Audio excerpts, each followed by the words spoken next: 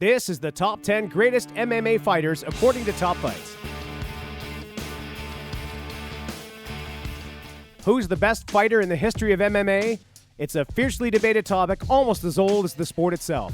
But today, Top Fights is going to weigh in with our picks for the top 10 MMA fighters of all time. Number 10, Conor McGregor. Now, we know some of you don't think that Conor should be in the top 10 at all, while others think we should be ending the list with him at number 1 instead of starting out with him at number 10. So, let us explain. Conor has excellent boxing and stand-up skills and might be one of the best pure strikers in the sport. He's an amazing promoter, and he's held championship belts in 2 UFC weight classes. Pair that with some of the big names he's defeated, and well, you just gotta respect what he's done so far. Okay, so why number 10? Well, he's never defended those championship belts for one, and it's also pretty apparent that he's got some weaknesses to exploit in his clinch and ground game. Only time will tell if he can move further up the all-time list. That is, if he ever comes back at all. Number 9, Chuck Liddell.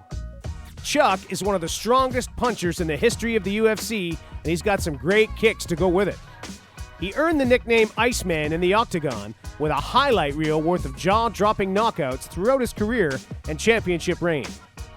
Chuck was a dominating fighter in the Octagon from roughly 1998 until 2006. This pretty impressive high-level run started to fade in 2007, however, and ultimately led to his retirement after a loss to Rich Franklin in 2010, proving that nobody, not even the Iceman, can stay on top forever. Number 8, Dan Henderson. Now, here's a guy who started fighting on June 15, 1997, and was still fighting at a high level up until 2016. During the Pride days, Hendo was one of the promotion's main draws, and in his final Pride fight, knocked Wanderlei Silva out cold to win the middleweight title. This was in addition to the welterweight title that he already owned. His fight card is a virtual who's who of MMA fighting legends, and who can forget about that knockout against Michael Bisping?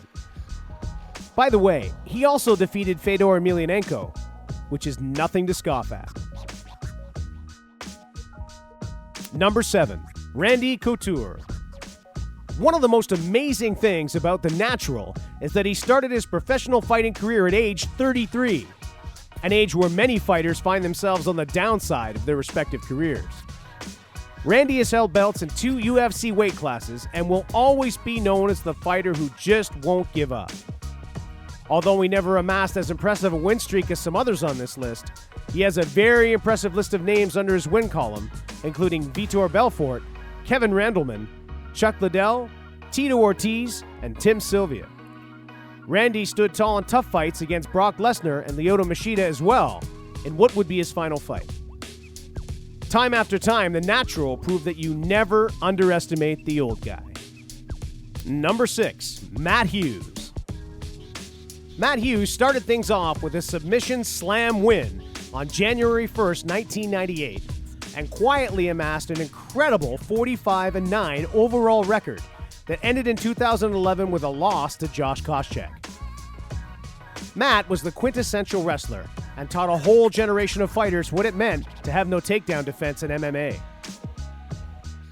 During his prime, he defeated the likes of Sean Shirk, Carlos Newton, Frank Trigg, Hoist Gracie, and even Canadian superstar George St. Pierre. Some would say that Matt's MMA accomplishments are underrated, as he influenced the sport so heavily in terms of the legitimacy of wrestling as a fighting discipline. Number 5, Demetrious Johnson. Mighty Mouse is arguably regarded as one of the best pound-for-pound fighters on earth and one of the most technically skilled fighters in MMA. He became the UFC's first and only flyweight champion in 2012, and he's defended that title 9 times so far.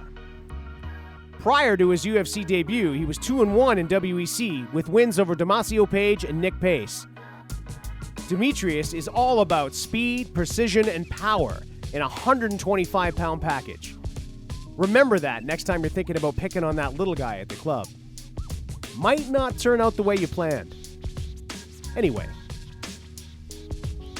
Number 4, Jon Jones. From April 12, 2008 until January 6, 2015, Jones posted a 21-1 overall MMA record with 15 wins by stoppage, and what's more, that loss of his was a disqualification for downward elbows against Matt Hamill in a fight he was clearly about to win.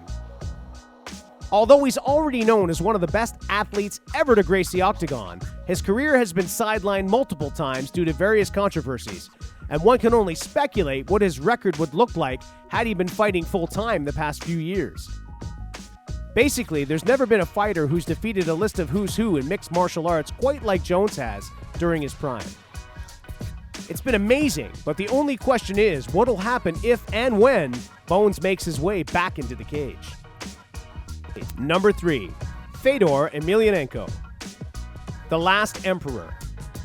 The name really does fit when you consider that Fedor went undefeated from April 6, 2001 to November 7, 2009, amassing 27 victories and 1 no contest against Antonio Nogueira. It was due to an accidental headbutt, and I'm going to leave the obvious big nog joke out of this. It's just too easy. During that streak, he defeated the best heavyweights in the sport, including Big Nog, Mark Coleman, Cro Cop, Andrei Arlovsky, and Mark Hunt. What makes Fedor so great is the amount of fame he earned while the sport was still relatively unknown to most of the world. He did this all while avoiding fighting for the UFC his entire career. He's currently 36-4 and still fighting. Fedor's mandatory watching if you're new to following MMA or haven't taken the time to watch him in action. You'll know what Sambo means when he's finished with you, that's for sure. Number 2, George St. Pierre. GSP might be known as one of the most composed fighters to ever enter the octagon. He's the stereotypical polite Canadian outside of the ring who will pick you to pieces once the gate closes. After telling Matt Hughes that he wasn't impressed with his performance, he went on to beat him and take his welterweight belt, only to lose it to Matt Serra, his very first defense a few months later. But after unifying the belt the following year, GSP never looked back and compiled a hit list of killers while defending the belt a total of 9 times. George is one of the first of a next generation of fighters that began to master a variety of styles, including karate, wrestling, boxing, Muay Thai, and Brazilian Jiu-Jitsu that forms the blend we call MMA today. GSP vacated the belt with a 25-2 record, and now, after taking a few years off, seems poised to make a comeback.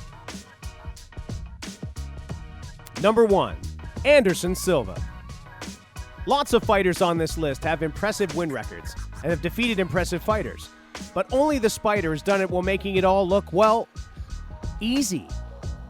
From April 22, 2006 to October 13, 2012, Silva put together a 17-fight win streak, and he did it by simply mauling the fighters he faced. Most of his fights against decorated veterans of the sport looked like he was fighting first-timers. The Spider can make you miss, and then he makes you pay with almost inhuman accuracy that could turn the most tested chins into glass. Even though he seems to have never fully recovered from a horrific leg injury in the ring, look it up. Yikes, you've been warned. Anderson still remains the most entertaining and skilled fighter ever to step into the MMA ring, and the greatest of all time. So that's our list. Tell us what you think below in the comments section. Who did we miss? Who do you have for number 1? Sound off below, and don't forget to hit that subscribe button to make sure you get all the best MMA content available. Thanks for watching Top Fights, and we'll see you next time. Trailer park girls go round the outside, round the outside.